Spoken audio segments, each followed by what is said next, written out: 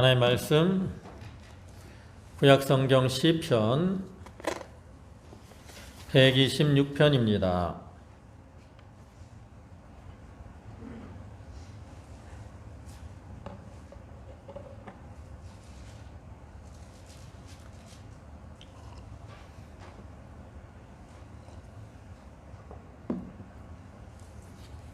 시편 126편 1절부터 6절까지 말씀입니다. 한 절씩 교독하겠습니다.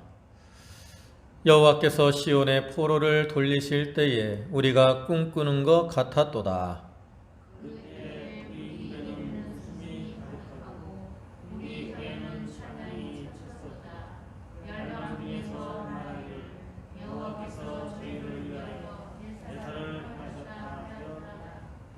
여호와께서 우리를 위하여 대사를 행하셨으니 우리는 기쁘도다.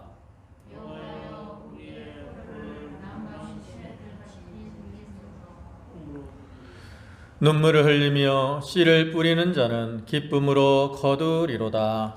울며 씨를 뿌리러 나가는 자는 정녕 기쁨으로 그 단을 가지고 돌아오리로다. 아멘. 여기 오늘 시편 126절부터 6절까지 말씀인데요. 이 시는 앞에 85편이나 또 107편의 시와 같이 그 바벨론 포로 생활에서의 해방이라고 하는 역사적인 배경을 함께하는 시입니다. 그래서 이 시는 시를 통해서 포로에서의 해방이라고 하는 벅찬 감격과 기쁨을 생생하게 표현하고 있을 뿐만 아니라 구원을 베푸시는 하나님에 대한 신앙의 고백을 돋보이게 나타내고 있어요. 이 시의 저자에 대해서는 정확하게 알려진 것이 없지만 그 시의 내용으로 볼 때 그 바벨론에서 2차 그 포로 귀환 시에 이스라엘 백성들을 인솔하면서 그 어느 누구보다도 해방의 벅찬 감격을 맛보았을 지도자인 에스라가 기록한 것으로 이제 추정을 합니다. 이러한 본시는 내용상 두 부분으로 나누어 볼 수 있는데 앞에 전반부에서는 이스라엘 민족이 바벨론 포로에서 해방된 것을 회상하면서 그때 벅차오르는 감격과 기쁨을 생생하게 묘사하고 있는 내용이고요. 그다음에 후반부에서는 아직 포로 생활에서 해방되지 못하고 바벨론에 남아있는 나머지 백성들을 생각하면서 저들을 해방해 주시기를 간구하는 내용과 그 다음에 영적으로는 하나님의 택한 백성들에 대한 완전한 구원을 이루어 주시기를 간구하는 그러한 내용으로 구성이 되었습니다. 우리가 이러한 본시를 통해서 그 이스라엘 백성들이 하나님의 구원 역사를 통해 얻게 되는 해방과 기쁨을 볼 수 있는데 이것은 오늘날 우리 성도들이 그리스도를 통해서 얻게 되는 그 어떠한 자유와 기쁨 이것을 예표적으로 보여주고 있는 거죠. 로마서 8장 1절과 2절을 보시면 그러므로 이제 그리스도 예수 안에 있는 자에게는 결코 정죄함이 없나니 이는 그리스도 예수 안에 있는 생명의 성령의 법이 죄와 사망의 법에서 너를 해방하였음이라. 이렇게 말씀하고 있는 것처럼 우리 예수 그리스도를 믿는 사람들은 그를 통해서 구원을 받았고 이제 참된 자유와 해방의 기쁨을 누리게 되는 것이죠. 그래서 우리는 이러한 말씀을 통해서 하나님은 사랑이 무한하시기 때문에 우리가 비록 자기의 죄로 인해서 고난을 당하게 되지만 그러한 가운데서 하나님 앞에 회개하고 부르짖으면 하나님 우리의 부르짖음을 외면치 않으시고 그 가운데 우리에게 구원의 은혜를 베풀어 주시는 그러한 분이 되심을 깨달을 수 있습니다. 그래서 우리가 이러한 하나님의 은혜와 사랑 때문에 비록 우리 자신들이 이렇게 연약해서 넘어질 때도 많고 실패한 때도 많고 쓰러질 때도 많고 죄 가운데 살아갈 때도 많지만 이러한 구원의 소망을 잃어버리지 않고 살아갈 수가 있는 것이죠. 그래서 우리는 이러한 시인의 모습과 같이 그 구원의 하나님께 감사와 찬송을 돌려드리는 그러한 자들이 되어야 되겠고요. 또 후반부에 이 시인이 그 남은 포로의 귀환을, 구원을 간구하는 것처럼 우리들도 먼저 구원받은 자들로서 아직 구원받지 못하고 죄 가운데 살아가고 있는 그러한 자들의 구원을 위해서 힘써 부르짖는 그러한 성도들이 되도록 해야 되겠습니다. 이제 본문을 살펴보시면 1절에 여호와께서 시온의 포로를 돌리실 때에 우리가 꿈꾸는 것 같았도다 그랬습니다. 여기 시온의 포로를 돌리실 때 이 구절은 그 본시의 어떤 배경을 잘 설명해 주고 있는 구절이라고 할 수 있죠. 저 바벨론 포로 상태에 있던 이스라엘 백성들이 예루살렘으로 귀환한 때, 그때 시인이 이 시를 기록했다라는 것을 알 수 있어요. 그리고 이스라엘 백성들이 이와 같이 바벨론에서 포로 생활하다가 이제 예루살렘으로 귀환했을 때 누리게 되는 그 기쁨과 감격, 이것은 이루 말할 수 없다라는 거죠. 그들이 이 포로에서 해방된 그 일 자체가 참으로 놀랍고 경이로운 그러한 일이 아닐 수 없어요. 그래서 시인은 그러한 그때의 심정을 뭐라고 표현합니까? 꿈꾸는 것 같다라고 표현을 하죠. 우리도 세상에서 어떤 상상하지 못했던 그러한 일들을 만났을 때 이렇게 마치 꿈꾸는 것 같다라는 그러한 표현을 하는데, 이스라엘 백성들이 70년 동안 바벨론 포로 생활에서 이렇게 해방이 되어서 그 고국으로 돌아오는 것은 너무나도 놀랍고 꿈꾸는 것과 같아서 실감하기 어려운 그러한 일이에요. 역대하 그 끝절이나 그 다음에 이제 에스라서를 보면 이스라엘 백성들이 바벨론 포로 생활하다가 이제 1차 귀환하는 모습이 나오는데, 그때 오면 고레스 왕이 이제 조서를 내려서 유다인들은 다 이제 자기 땅으로 돌아가라 이렇게 명령을 내리거든요. 근데 한번 생각을 해보면 그 바벨론에서 포로 생활하다가 돌아가는 그 사람들은 어떤 사람일까? 그 사람들이 포로로 잡혀온 사람들이 많을까? 아니면 바벨론에서 태어난 사람들이 많을까? 그들이 포로로 잡혀온 지가 벌써 시간이 어느 정도 됐어요? 한 70년이 됐다고. 이렇게 오랜 세월이 흘렀기 때문에 이렇게 돌아갈 때 보면, 물론 이제 노인들, 어렸을 때 잡혀와서 노인이 돼서 돌아가는 사람들도 있었겠지만, 실제로는 바벨론에서 태어나서 바벨론에 살던 그러한 유대인들이 많았을 거라고. 근데 이렇게 바벨론에서 태어나서 살던 유대인들이 이제 포로 생활에서 해방이 되어서 조상들에게 말로만 듣던 그 가나안 땅으로 돌아가서 그 땅을 밟고 그 땅에 이제 정착하게 되는 것은 참 그들이 그 땅에 바벨론에 살면서는 상상조차 할 수 없던 그러한 일이었다라는 거죠. 그래서 너무나 놀라운 일이기 때문에 마치 꿈꾸는 것 같다라고 표현을 하는 거예요.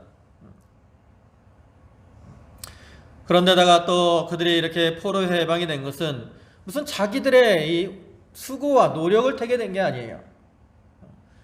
그들이 바벨론으로 돌아가려고 왕에게 무슨 청탁을 하거나 독립운동을 하거나 이러한 인간의 수고와 노력으로 된 것이 아니라 전적으로 하나님의 큰 능력의 역사로 이루어진 겁니다.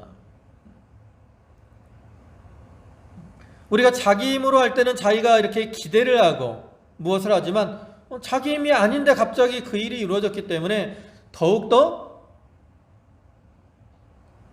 그 일이 놀랍고 기쁨이 클 수밖에 없던 거죠. 그래서 시인은 이렇게 하나님께서 시온의 포로를 돌리실 때 우리가 꿈꾸는 것 같도다 라고 말하면서 하나님께 찬송을 올려드리고 있는 겁니다. 네, 이렇게 이스라엘 백성들이 바벨론에서 포로에서 돌아가서 해방이 되는 것은 오늘날 우리가 이 죄와 세상의 종살이하던 데서 이제 예수 그리스도로 말미암아 구원을 받고 해방이 된 것을 나타내는 거죠. 오히려 우리가 죄와 세상에서 구원을 받고 해방이 된 것은 이스라엘 백성들이 바벨론에서 해방이 된 것보다 더 크고 놀라운 일이 아닐 수 없다고. 또 우리가 장차 이 구원의 은혜로 천국의 어떤 기쁨을 누리게 되잖아요. 그러니까 그 기쁨은 이루 말할 수가 없는 거라는 거죠. 그래서 우리는 그러한 구원의 기쁨을 누리는 가운데 시인과 같이 참 하나님께 감사와 찬송을 돌려드려야 되는 겁니다. 그 다음 2절에는 그때 우리 입에는 웃음이 가득하고 우리 혀에는 찬양이 찼었도다. 열방 중에서 말하기를 여호와께서 저희를 위하여 대사를 행하셨다 하였도다. 여호와께서 우리를 위하여 대사를 행하셨으니 우리는 기쁘도다. 이와 같이 하나님께서 이스라엘 백성들을 해방시키고 가나안 땅으로 돌아오게 할 때 그때는 우리 입에는 웃음이 가득하고 혀에는 찬양이 찼다 그랬어요. 이러한 표현은 그들이 포로 생활에서 해방된 그 기쁨과 감격을 묘사하고 있는 거죠. 이스라엘 백성들이 바벨론의 포로 생활할 때는 참 눈물과 탄식으로 생활을 할 수밖에 없습니다. 왜냐하면 바벨론의 생활은 종살이고 또 그들이 그렇게 된 것은 다 자기들의 죄로 인해서 하나님께 버림을 받아가지고 종살이를 하고 있는 거잖아요. 하나님의 택한 백성들이 하나님께 버림을 받아서 이렇게 고통을 당하고 있으니 그 입에서 뭐가 나오겠어요? 기쁨이 나오겠습니까? 참 눈물과 탄식이 나올 수밖에 없다라는 거죠. 근데 그러한 상태에 있던 이스라엘 백성들이 참 해방과 귀환이라는 그 경이로운 사실을 만나게 되었을 때 그로 인해 힘찬 웃음과 찬양이 나오지 않을 수가 없는 거죠. 앞에서도 말씀드렸지만 그들이 바벨론 포로에서 돌아오는 것은 인간의 힘으로 된 게 아닙니다. 전적으로 하나님의 크신 역사, 여기 보면 뭐라 그랬어요? 여호와께서 대사를 행하셨다 그랬잖아요. 큰 일을 행하셨다라는 거예요. 큰 일. 하나님께서 큰 일을 행하셔가지고 이스라엘 백성들이 바벨론 포로에서 해방이 되어서 그리던 고국 땅으로 돌아오게 된 거라는 거죠. 그러니까 이 죄인된 자기들을 위해서 허물 많고 부족하고 하나님을 떠나 죄 가운데 멸망당해 마땅한 자기들을 위해서 하나님께서 이렇게 큰 일을 행하셔가지고 자기들을 해방케 하시고 가나안 땅 고국으로 돌아가게 하시니 얼마나 기쁘겠어요. 그러니까 그들의 입에서 참 웃음이 가득하고 찬양이 그치지 않는 거죠. 어느 때나 하나님이 이와 같이 놀라운 역사를 행하시게 되면 그것을 체험한 사람들은 그 은혜에 감사하기 때문에 이와 같이 그 입에는 웃음이 가득 차고 또 그 입술로는 하나님을 찬양하게 되는 겁니다. 그뿐만 아니라 또 열광 중에서 말하기를 여호와께서 대사를 행하셨다 하였도다 그랬어요. 여기 열방은 누구를 가리킵니까? 이방인들을 가리키는 거예요. 이방인들. 이렇게 이스라엘이 갑작스러운 포로에서 귀환이 될 때 이 이스라엘 백성들만 기뻐하는 것이 아니라는 거예요. 오히려 그것을 본 이방인들도 이들이 이렇게 해방이 돼서 귀환하는 것은 그 사람의 힘으로 된 게 아니라 하나님의 능력과 섭리로 된 것이라는 것을 깨닫고 그것을 시인하고 감탄하게 된다라는 거죠. 그래서 이렇게 이스라엘 백성들이 포로 귀환을 통해서 하나님의 능력이 나타나고 이방인들도 하나님께 영광을 돌리는 것을 볼 때 또 뭐라 그래요? 3절에는 여호와께서 우리를 위하여 대사를 행하셨으니 우리는 기쁘도다.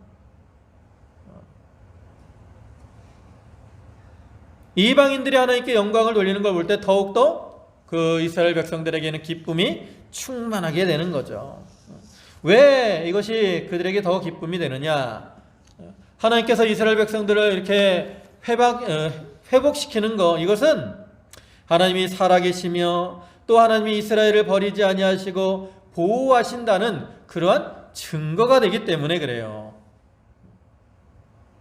하나님께서는 과거에 하나님이 이스라엘 백성들을 회복시키실 것을 예언하셨고 또 그것을 이방인들이 바라보게 될 것도 예언하셨어요.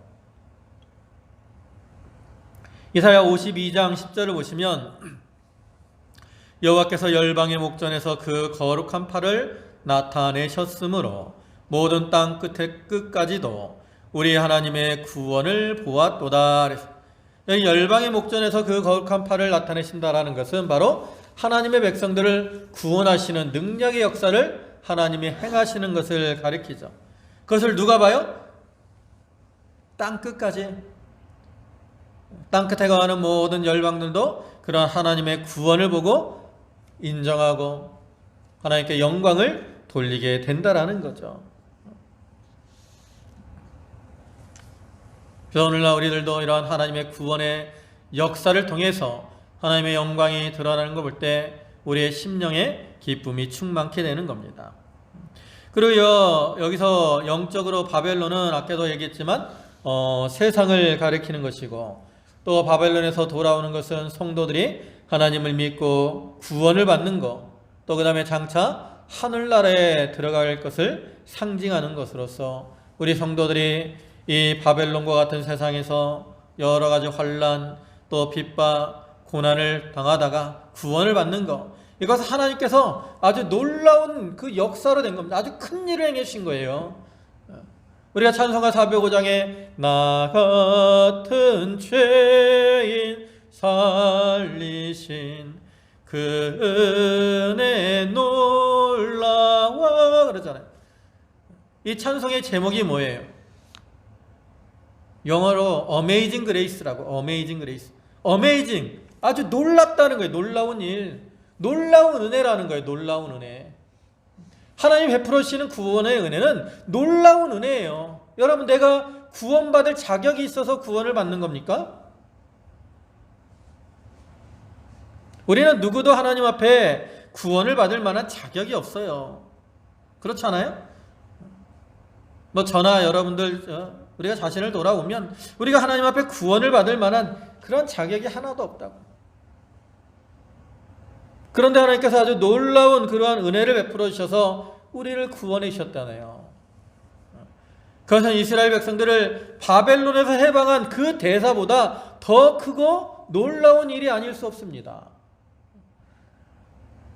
그래서 이스라엘 백성들이 바벨론에서 해방되는 그 대사로 인해서 기뻐하며 그 입에 웃음이 가득 차고 하나님을 찬양한 것처럼 오늘날 우리들도 이러한 구원의 은혜에 감사하며 또 즐거워하며 하나님을 찬양하며 하나님께 영광을 돌리는 그러한 삶을 살아가야 되는 거죠. 그 다음에 4절에는 여호와여 우리의 포로를 남방 시내들같이 돌리소서. 여기서 시에는 우리 포로를 돌리소서. 이 말은 문자 그대로 포로 상태에 있는 자들을 회복시켜달라 하는 그러한 간구죠. 그러니까 이 표현을 통해서 우리가 무엇을 알 수 있어요? 아직은 포로에서 해방되지 못한 그러한 사람들이 많이 있다라는 걸 알 수 있죠. 그러니까 이를 통해서 이 시를 기록한 때는 아직 그 포로 귀환이 다 이루어지지 않은 이러한 때라는 것을 알 수가 있는 것이고, 그래서 시인은 이와 같이 먼저 이 포로에서 해방된 그러한 기쁨을 자기 자신이 누리면서 아직 바벨론 지역에서 남아있는 그러한 포로들, 그들이 조속히 이렇게 귀환을 해서 자기와 같은 그러한 해방의 기쁨을 누리기를 소망하면서 하나님, 우리의 포로를 돌려주십시오 라고 간구하는 겁니다. 그래서 오늘날 우리 성도들도 우리가 먼저 구원의 은혜를 맛본 자들로서 아직 구원받지 못하고 죄 가운데 살아가고 있는 그러한 사람들을 위해서 시인과 같이 주여 저들을 구원해 주십시오. 저들을 저 죄에서 해방시키시고 저들을 하나님께로 돌려주십시오라고 간구하는 자들이 되어야 되는 거죠. 근데 돌릴 때 무엇과 같이 돌리라고 말을 합니까? 남방 시내 같이 돌리라 그랬어요. 여기서 말하는 남방 시내, 이 남방은 그 유다 남쪽에 있는 네게브라는 그 사막지대를 가리킨다 그래요. 근데 이 네게브라는 사막지대는 이 건기에는 그 시내들이 있긴 있는데 건기에는 비가 안 오니까 다 시내가 어떻게 됐어요? 말라버린다고. 물이 하나도 없어. 그러다가 이제 가을과 겨울철이 되면 우기가 닥쳐오는데 우기가 돼서 비가 많이 내리게 되면 그 시내들이 이제 아주 물이 경류가 흘려. 아주 우리 장마 때 큰 물 내려가는 것처럼 아주 큰 물들이 흘러 내려간다고. 근데 이렇게 그 시내들이 흘러가는 것은 비가 뭐 며칠에 걸쳐서 조금씩 와서 그렇게 되는 게 아니라 비가 한꺼번에 많이 내려 갑자기 그 시내가 확 흘러가는 거예요. 그와 같이 하나님이 이 남은 포로들을 돌릴 때 갑자기 빨리 그들을 회복시켜 달라는 거죠. 사실 1차로 포로 귀환을 할 때도 마찬가지였어요. 이스라엘 백성들에게 너희가 언제 몇 년 몇 월 며칠에 이제 포로에서 돌아갈 거니까 너희 준비해 가지고 이렇게 돌아가라 이렇게 명령이 내린 게 아니에요. 고레스 원년에 갑자기 고레스 왕이 하나님께서 고레스 왕을 통해서 너희 유다인들은 가나안 땅으로 돌아가라 이렇게 명령을 했다고. 갑자기 1차 포로 귀환이 이루어진 거라고요. 그와 같이 이제 남은 포로들도 일순간에 이렇게 회복시켜 주시기를 시인이 이렇게 간구하고 있는 거죠. 그 다음에 5절에 눈물을 흘리며 씨를 뿌리러 나가는 자는 기쁨으로 거두리로다. 울며 씨를 뿌리러 나가는 자는 정령 기쁨으로 그 단을 가지고 돌아오리로다.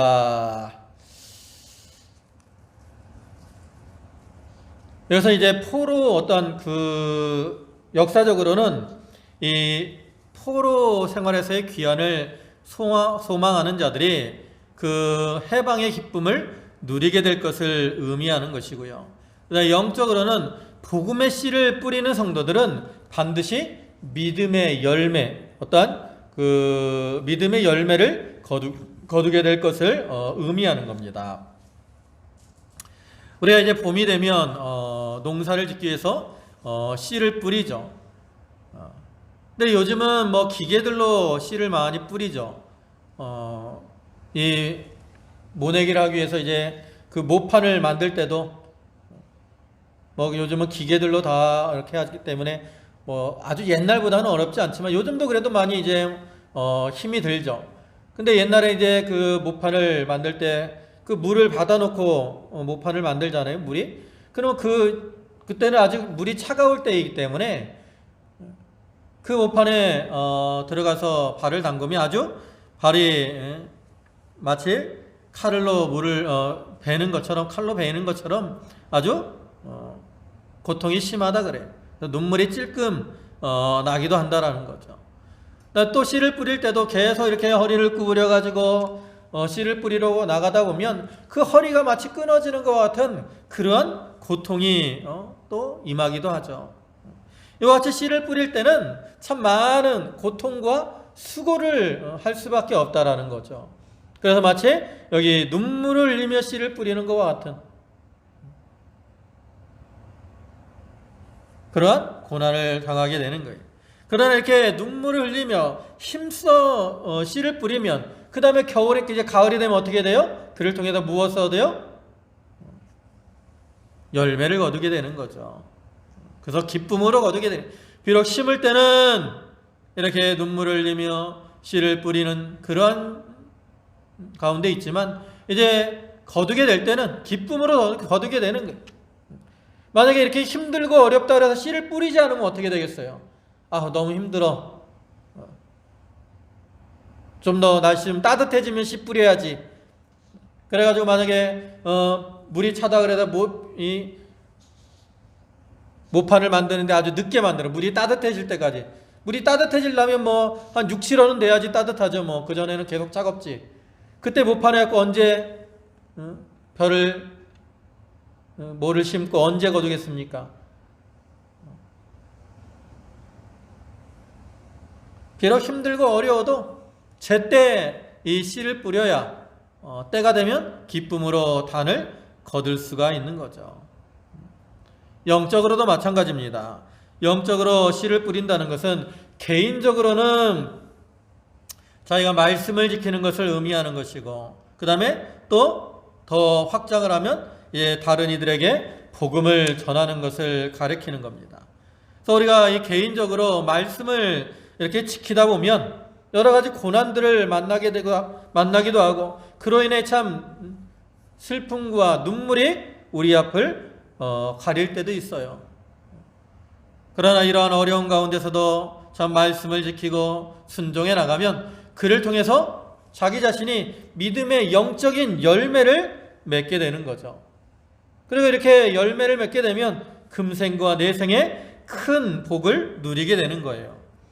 마가복음 10장 29절부터 30절을 보시면 예수께서 가라사대 내가 진실로 너희에게 이르노니 나와 및 복음을 위하여 집이나 형제나 자매나 어미나 아비나 자식이나 전토를 벌인 자는 금세에 있어 집과 형제와 자매와 모친과 자식과 전토를 100배나 받되 핍박을 겸하여 받고 내세 영생을 받지 못할 자가 없느니라. 이와 같이 복음을 위해서 이렇게 고난을 당하고 여러 가지 것들을 버리는 자들은 그를 통해서 하나님께서 금세에서도 더 많은 것으로 채워주시고 또 내세는 더 큰 복을 주시고 영생을 복으로 주신다라는 거죠. 근데 이것도 우리가 씨를 뿌리는 것과 같은 그러한 수고를 해야 이러한 열매가 있어서 이러한 상급을 누릴 수 있어요. 우리가 그 마태복음 25장에 달란트 비유가 나오잖아요. 5달란트 받은 자, 2달란트 받은 자, 1달란트 받은 자가 있다. 그 중에 5달란트 받은 자와 2달란트 받은 자는 그것을 가지고 바로 가서 장사를 했다 그랬어요. 그들이 주인에게 받은 그 달란트를 가지고 바로 가서 장사를 한 거예요. 그렇기 때문에 그들이 배로 남겨가지고 나중에 주인한테 잘하였도다 착하고 충성된 종이다 라고 칭찬을 받는 거죠. 반면에 1달란트 받은 자는 어떻게 했어요? 그것을 땅을 파고 묻어뒀다고.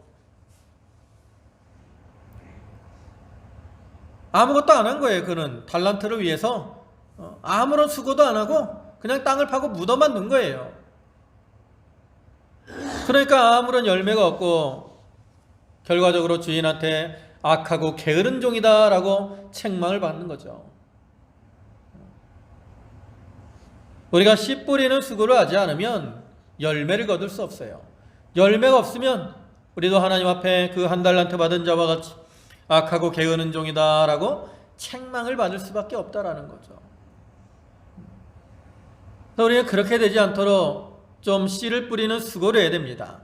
비록 그것이 힘이 들고 눈물이 나는 그러한 일일지라도 우리가 이 힘써 수고를 하면 하나님이 그 수고에 합당한 열매를 거두게 하시는 거예요.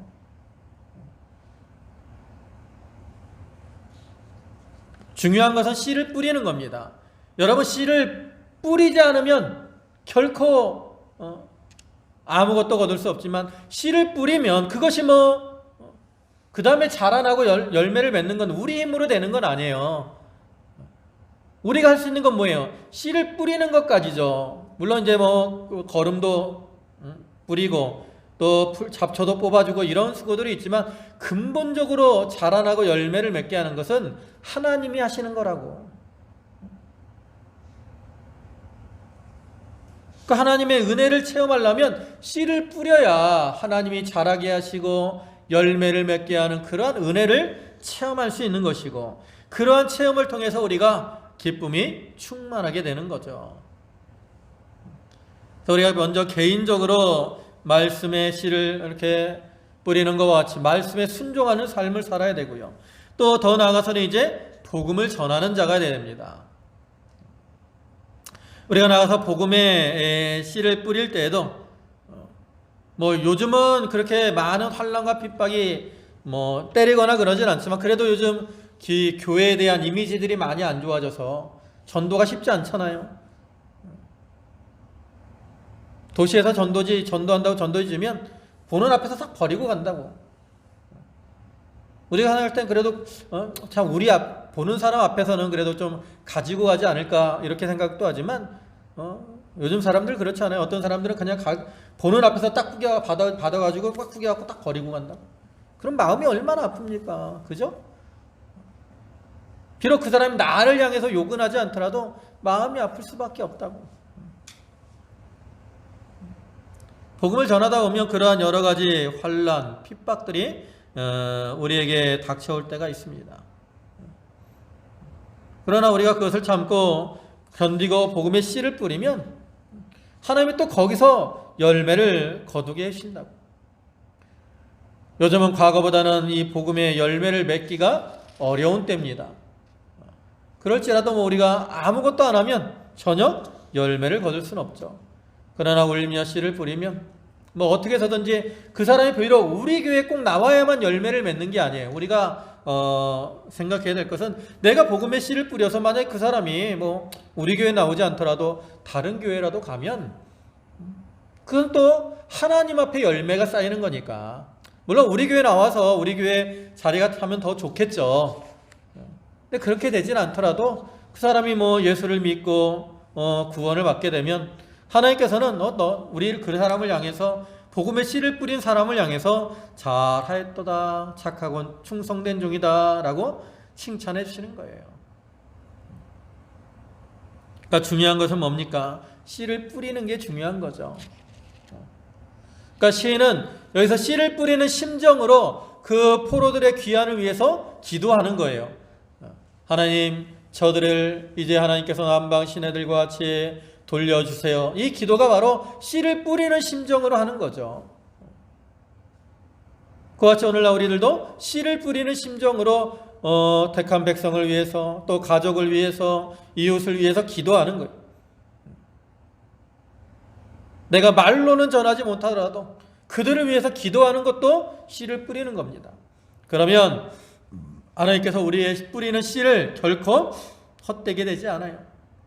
심은 대로 거두게 하시는 그러한 하나님이시기 때문에 반드시 우리에게 어떠한 기쁨의 열매를 거두게 하실 겁니다.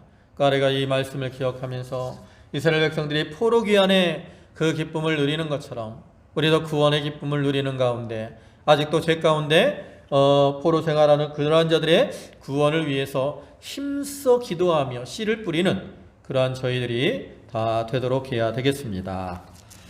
아멘. 기도하시겠습니다. 전능하신 아버지 하나님, 여호와께서 시온의 포로를 돌리실 때에 그들의 마음에 기쁨이 가득하고 입에는 웃음이 가득하고 찬양이 가득했던 것처럼, 오늘날 죄와 사망에서 구원하신 것을 생각할 때에 저희의 심령의 기쁨이 충만케 하시며 입술에서 감사와 찬양이 끊이지 않게 하여 주시옵소서. 또 시인이 이제 남은 포로들을 위해서 여호와여, 저들을 남방 시내들 같이 돌리소서 하며 울며 씨를 뿌리는 심정으로 기도한 것처럼, 오늘날 저희들도 아버지 하나님, 믿지 않는 그 사람들을 위하여 눈물로 씨를 뿌리며 기도할 수 있는 그러한 저희들이 다 되게 하여 주시옵소서. 그리하여 참 하나님이시는 기쁨의 열매를 거두며 하나님께 영광과 찬송을 돌려드릴 수 있는 성도들이 되게 하여 주시옵소서. 아버지 하나님, 이렇게 코로나가 아직도 확산이 되고 있고 일기가 추운 가운데 있는데 저희들의 건강을 지켜주시고 또 하나님의 은혜를 기억하며 하나님과 동행하는 삶을 사는 저희들이 다 되게 하여 주시옵소서. 모든 말씀 예수님의 이름으로 기도 올리옵나이다. 아멘.